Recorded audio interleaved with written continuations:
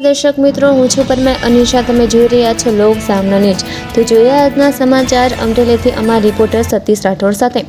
ખેડૂતોના ખેતરોમાં વીજ કંપનીઓ દ્વારા ઊભા કરવામાં આવેલા થાંભલા અને ટાવરના મુદ્દે સરકાર દ્વારા જાહેર કરાયેલી વળતર નીતિ સામે આમ આદમી પાર્ટીએ આકરો વિરોધ નોંધાવ્યો છે.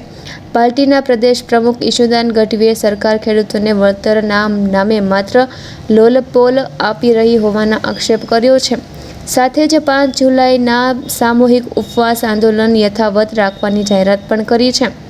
અમદાવાદમાં યોજાયેલી પ્રેસ કોન્ફરન્સમાં આમ આદમી પાર્ટીના પ્રદેશ પ્રમુખ ઈશુદાન ગઢવીએ સરકારની નવી વળતર નીતિ પર સવાલો ઉઠાવ્યા હતા. તેમણે કહ્યું કે સરકાર ખેડૂતોના દબાણ બાદ ઝૂકી તો છે, પરંતુ હવે પણ મોટાભાગની માંગણીઓ સ્વીકારવામાં આવી નથી. ઈશુદાન ગઢવીએ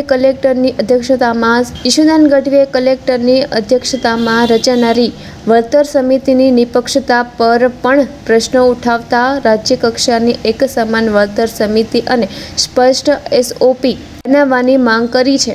તેમણે જણાવ્યું કે ગુજરાતના દરેક ખેડૂતોને સમાન અને ન્યાયી વળતર મળવું જોઈએ. આપના પ્રદેશ પ્રમુખે વધુમાં કહ્યું કે 25 વર્ષ પછી જમીનની કિંમત અનેક ગણી વધી જશે, ત્યારે ખેડૂતોને આજના બજાર ભાવે વળતર આપવું અન્યાય છે. સરકારે ખેડૂતોને એકમુષ્ઠ વળતર નહીં, પરંતુ દર મહિને ભાડું ચૂકવવાની વ્યવસ્થા કરવી જોઈએ અને ખેડૂતોની સંમતિ વિના કોઈપણ કંપનીને જમીનમાં પ્રવેશ ન આપવો જોઈએ. ઈશુદાન ગઢવીએ સરકાર પર ખાનગી કંપનીઓને ફાયદો પહોંચવાનો આક્ષેપ કરતા જણાવ્યું કે ખેડૂતોના હક અને ન્યાયી વળતર માટે 5 જુલાઈએ આમ આદમી પાર્ટીનું સામૂહિક ઉપવાસ આંદોલન યથાવત રહેશે. જય જવાન જય કિસાન. મિત્રો, જ્યારે લડીએ છીએ ત્યારે સરકારે ઝૂકવું પડે છે. વીજ થાંભલા હોય, આ મામલે સમગ્ર મામલા ઉપર વિવિધ તબક્કે ખેડૂતો એક થયા, ખેડૂતો લડ્યા તો સરકાર ઝૂકી, પરંતુ સરકાર 10% ઝૂકી, 90% ન ઝૂકી. સાહેબ, એમણે જે કહ્યું કે ભાઈ કમિટી રચાશે કલેક્ટરની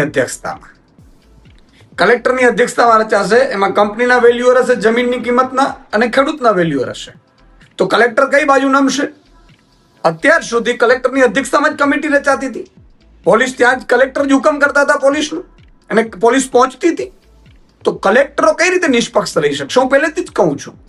બીજું કે તમે બજાર ભાવની બમણામાં વાત કરો છો, તો 25 વર્ષ પછી જમીનની કિંમત શું રહેશે એની કોણ નક્કી કરશે? એ તમે કહ્યું નહીં. એટલે જ મેં મુખ્યમંત્રીશ્રીને આજથી થોડા સમય પહેલા લેટર લખ્યો હતો, ને આમ આદમી પાર્ટીએ માંગ કરી હતી કે એક રાજ્ય લેવલની વળતર કમિટી રચવામાં આવે, જિલ્લા લેવલની નહીં. આજે નવસારીમાં 1 કરોડ મળે તો મારા મોરબીમાં 1 કરોડ મળવું જોઈએ, દ્વારકામાં 1 કરોડ મળવું જોઈએ. એવી રીતની વળતર કમિટી સ્ટેટ લેવલની હોય ને સ્ટેટ લેવલની SOP બને. બીજું કે એમાં જે માર્કેટ રેટ છે એ માર્કેટ રેટ 25 વર્ષ પછીના ગણવામાં આવે. એ રીતે કરો તમે. મહિને ભાડું કઈ રીતે સેટલમેન્ટ થાય? આમાં તમે લોલીપોપ આપી છે. કંપનીઓ અત્યારે લાગી પડી છે, એટલા માટે થઈને કંપનીઓને તમારે થાંભલા નખાવવા જ છે. ખેડૂતો નાખવા નથી દેતા. ખેડૂતો એક થયા છે, કારણ કે હવે એની જમીન જ બાકી રહી છે. બાકી કશું જ ખેડૂતો પાસે છે નહીં. તમે નથી પાક વીમો આપતા, નથી તમે પૂરતા ભાવ આપતા, એટલે ખેડૂતો તો ખેતી છોડી રહ્યા છે. એટલે ખેડૂતોની માં સમાન, છાતી સમાન જમીન ઉપર જ્યારે તમે થાંભલાઓ નાખીને ગેરકાયદેસર પ્રવેશ કર્યો, એટલા માટે તેને બહાર આવ્યા. હવે માત્ર જમીન જ બાકી હતી. એમાં તમે આ રીતે લોલીપોપ આપી છે સરકારની, એ અમને માન્ય નથી, ખેડૂતોને પણ નહીં હોય. અને એટલા માટે 5 તારીખનો જે ખેડૂત માટેનો સામૂહિક ઉપવાસ આમ આદમી પાર્ટીનો છે યથાવત છે. કારણ કે આ હજુ પૂરતું નથી. ખેડૂતને મહિને ભાડાની વાત નથી, ખેડૂતને 25 વર્ષ પછીની જમીનની કિંમત શું હોય એ પ્રમાણે વળતરની વાત નથી, ખેડૂતની પૂછ્યા વિના કોઈ જમીનમાં નહીં ઘૂસી શકે. માની લો ખેડૂતને ન પસંદ આવી તો પોલીસ આવશે કે નહીં એની કોઈ વાત નથી. એટલે કંપનીઓ ફેવર અને એક લોલીપોપ આપીને પાછા થાંભલાના કામ ચાલુ કરાવવાનું જે સરકારનું ષડયંત્ર છે એવું અમને લાગી રહ્યું છે.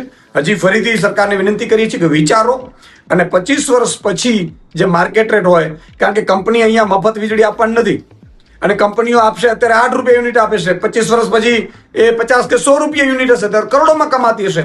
ત્યારે ખેડૂતની જમીન એ કાયમી કિંમતી રહેવાની છે.